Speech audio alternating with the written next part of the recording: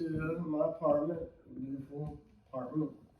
I live alone. It's some call it a bachelor pad. I would not call it that. Got a couple buddies over here right now. They thought it'd be great to record me and just listen to a couple of stories I got. So I'm gonna get a little bit comfortable if you don't mind. Get ready. Get rid of some of this excess shit. Just got off work.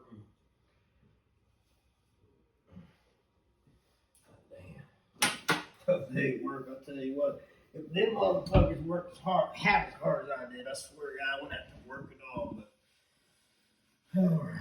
So, got a couple of buddies, they wanted me to tell a couple stories they thought would be entertaining. Because we've all heard about it and laughed in the past. So I'm gonna tell you a couple stories, maybe drink a few beers, and fellas thought it'd be a good idea if we put this on our YouTube channel. They always find it amusing. Actually, everybody that I talk to finds this shit amusing every time I tell them. But it's not going to be just this one story, but all these stories I tell you guys, they're all true and it's unbelievable, but it happened.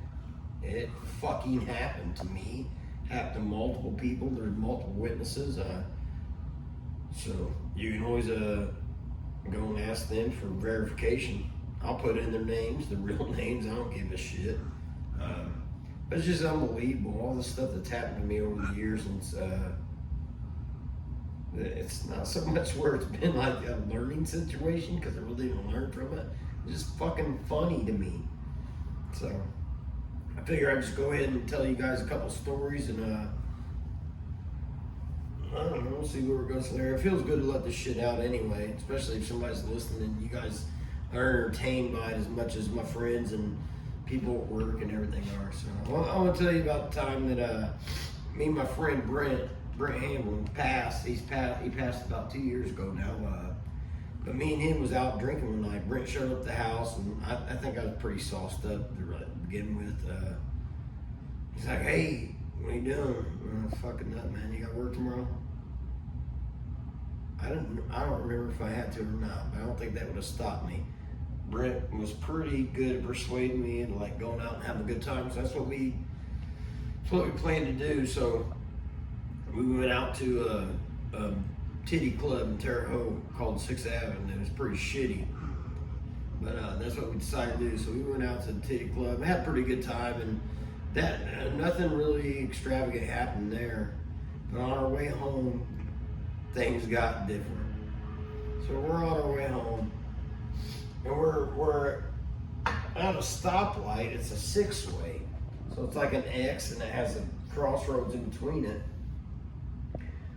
I had Brent drive because I couldn't, and actually we was in my cousin Bob's car. My cousin Bob just went to prison. It was a Lexus, so we were looking like ballers at that time, even though it wasn't our car. But I'll add in that at the end of the video. But so the light's red, and it's really hard to tell them 6 ways in that cross what's green and red. And I think the light turns green, so I tell Brent to go. I said, "Light's green," so he goes. And next thing you know, you hear boom, boom, boom all over the car. It's like, what the fuck, man? What the fuck you just hit, dude? You know this ain't my car. Brent's like, "I ain't fucking do nothing for it." Brent was always like that. He never blamed it on anyone else. "I didn't fucking hit nothing. You know, something hit us from the side." No, we hit a couple people, and you could see the bikes out in front of us out in the road. So we stopped the car. It's like 2 a.m. in the morning. So we stopped the car. There's no other cars in sight, so we figured it was safe to get out, like at least talk to people, make sure they were safe. If there had been traffic, we would have just went on about our way. But there was no traffic, so we figured we'd be good Samaritans and stop and see if they were okay. And got out, and there was a woman on a bike and a guy on a bike. And I want to tell you right now, I was, at this point in time, it was just like visions in and out. It was like having a bad daydream. Like I remember seeing a guy on a bike, a girl on a bike. But the one thing I do remember, There was just meat. Like packages of fucking meat. This is what make you think it's a dream. Packages of meat all over the intersection. And Brent's talking to the guy, I don't even hear what he's saying. I'm just like, what the fuck is all this meat doing all over the intersection? What the fuck is this?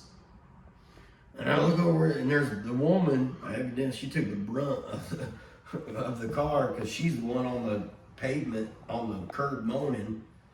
But the guy's trying to talk to Brent. And so Brent's talking to the guy and they seem to be hitting it off like they're best friends.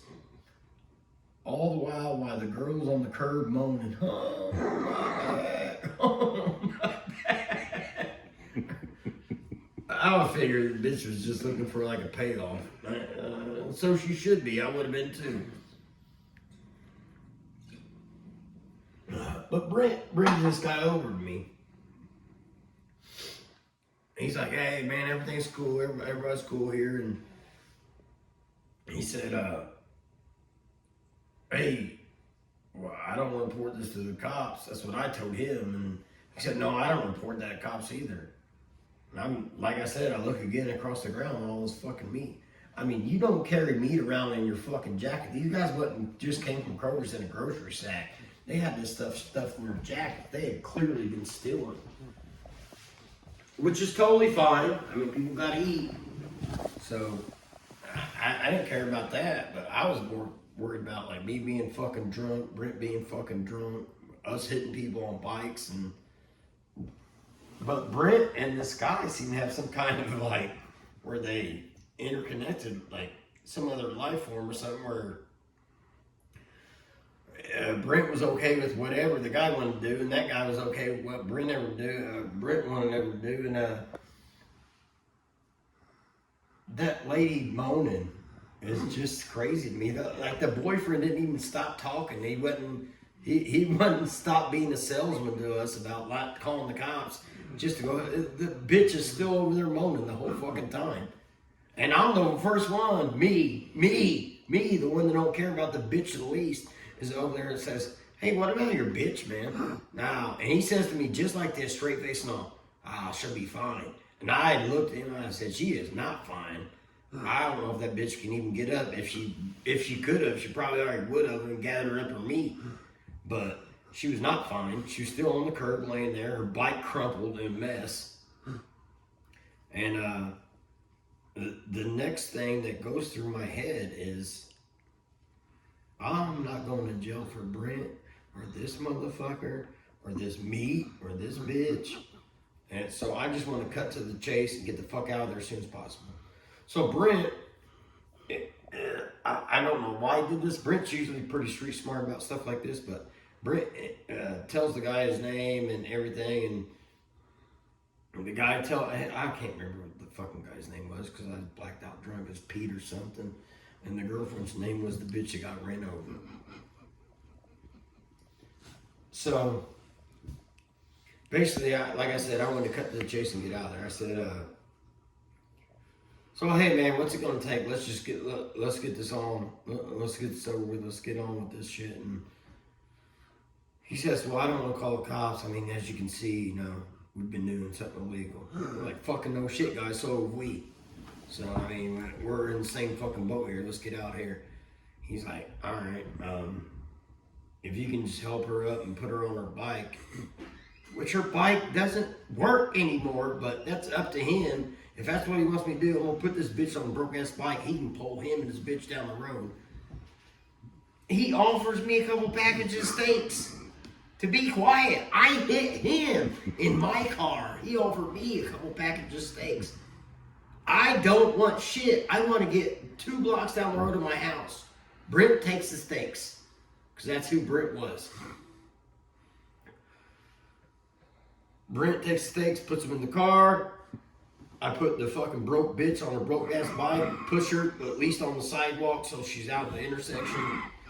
And everything's said and done. At the end of the fucking day, this guy didn't get my name. I didn't get his name.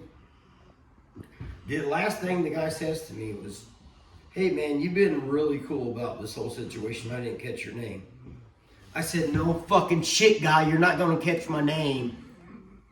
I just hit your fucking wife with my car on her bike. And I made Britt pull off. Besides having to cook out with the fucking steaks, that's the end of that story. Fucking real.